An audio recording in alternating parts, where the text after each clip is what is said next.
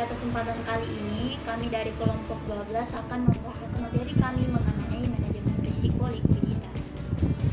Nah, untuk yang pertama, konsep likuiditas. Likuiditas secara umum adalah kemampuan untuk memenuhi kebutuhan dana atau cash flow dengan segera dan dengan biaya yang sesuai.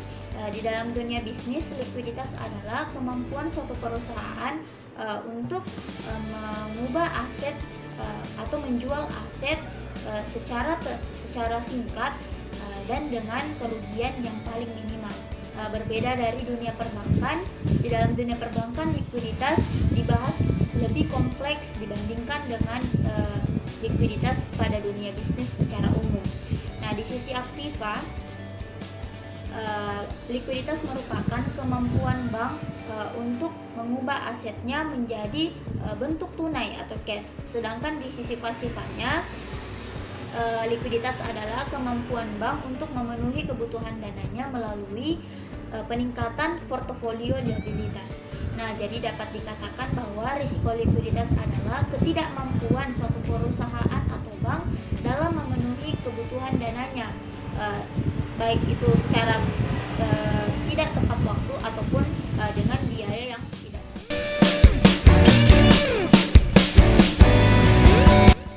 Setelah dibahas tentang konsep likuiditas dan risiko likuiditas, selanjutnya adalah apa itu manajemen likuiditas.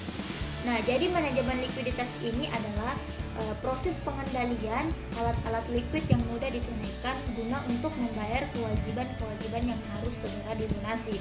Nah, jadi dapat disimpulkan bahwa manajemen likuiditas adalah proses pengendalian dari suatu perusahaan. Apakah perusahaan ini mampu untuk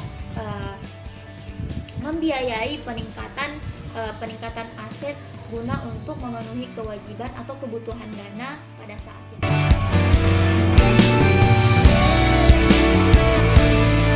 Selanjutnya, apa tujuan dari manajemen likuiditas? Nah, jadi tujuan manajemen likuiditas itu yang pertama untuk menjaga posisi likuiditas agar selalu berada pada posisi yang aman, terutama pada saat tingkat bunga mengalami fluktuasi.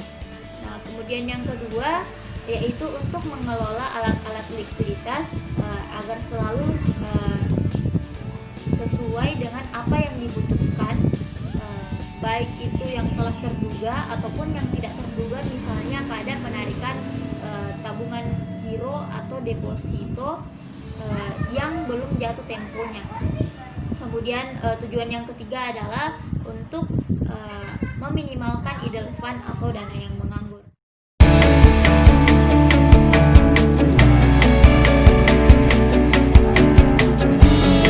Nah, teori yang pertama adalah komersial uang teori.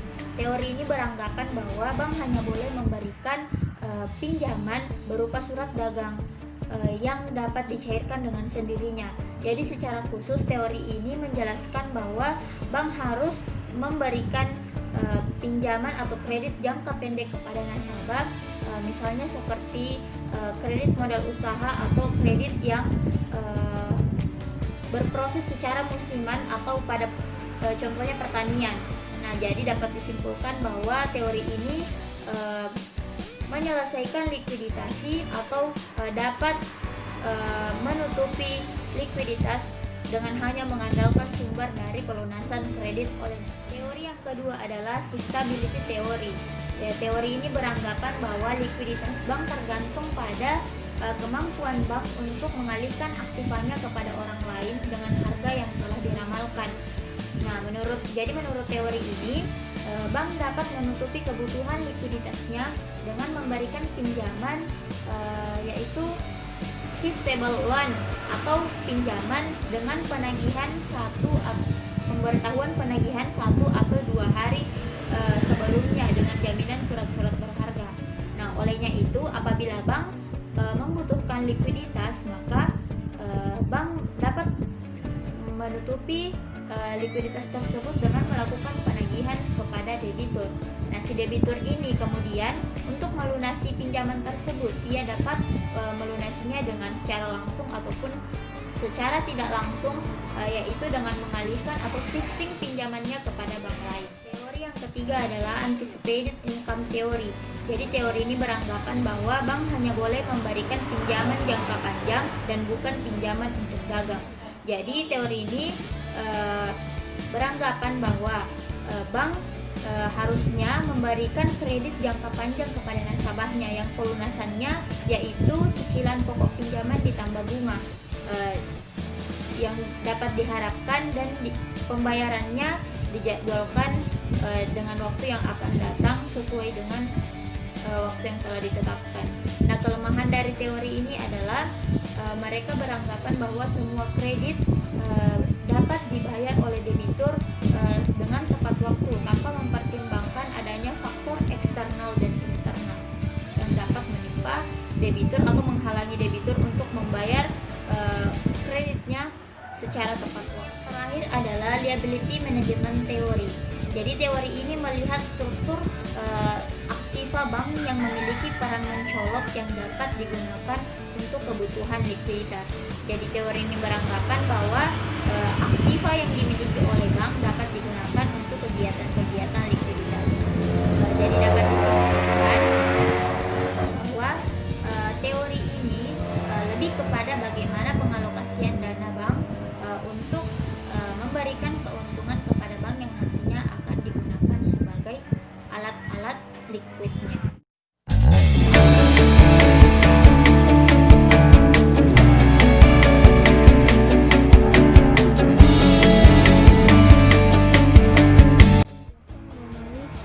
Identifikasi risiko.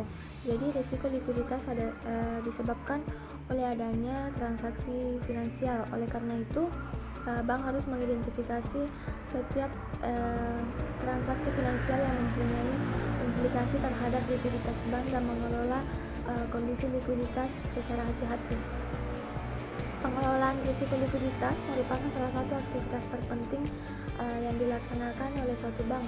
Kekurangan likuiditas pada suatu bank selain berdampak pada bank tersebut juga dapat menimbulkan efek yang lebih luas pada sistem perbankan secara keseluruhan. Oleh sebab itu, dalam pengelolaan risiko likuiditas diperlukan strategi yang tepat dan pengawasan yang efektif yang diimplementasikan melalui proses-proses yang telah dilakukan validasi dalam mengukur risiko likuiditas.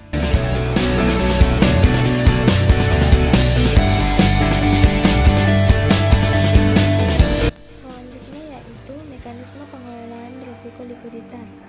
Jadi mekanisme manajemen likuiditas bank syariah diklasifikasikan menjadi 3 macam, yaitu manajemen likuiditas sisi penghimpunan dana, manajemen likuiditas sisi penyaluran dana, dan manajemen GAP likuiditas. Nah, dalam manajemen likuiditas sisi penghimpunan dana, sebagian besar dana masyarakat yang diterima bank sifatnya jangka pendek seperti giro, tabungan, dan deposito, di mana produk giro misalnya dengan media penarikan berupa cek atau biliet giro.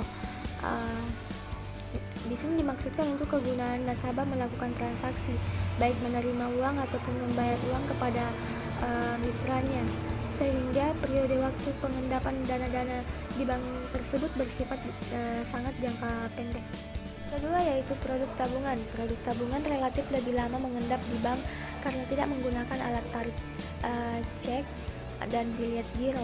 Di masa lalu nasabah harus datang ke kantor untuk menarik atau menyetor uangnya ke rekening tabungan. Namun dengan semakin luasnya jaringan ATM atau anjungan tunai mandiri, maka nasabah semakin menjadi mudah menarik dana tabungannya. Semakin luasnya akses ATM yang dilengkapi pula dengan electronic debit card, yaitu alat pembayaran elektronik kartu tabungan, membuat FR produk tabungan. Selanjutnya yaitu produk deposit. Produk deposit relatif lebih dapat diprediksi walau mengendapnya karena telah jelas tenornya.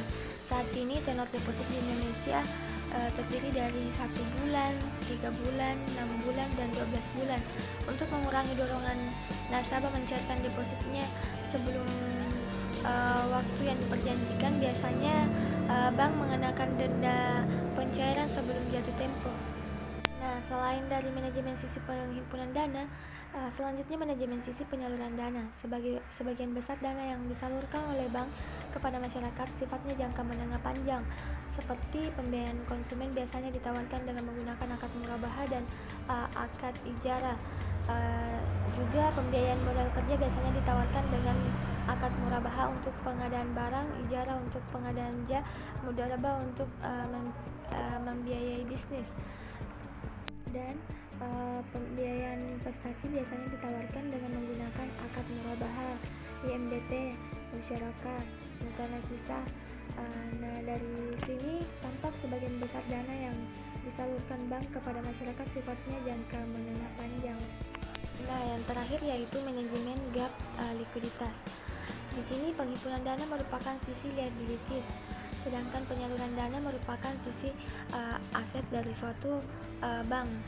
Jadi gap likuiditas adalah selisih antara outstanding assets dengan liabilities, atau secara dinamis selisih antara perubahan aset dan liabilities.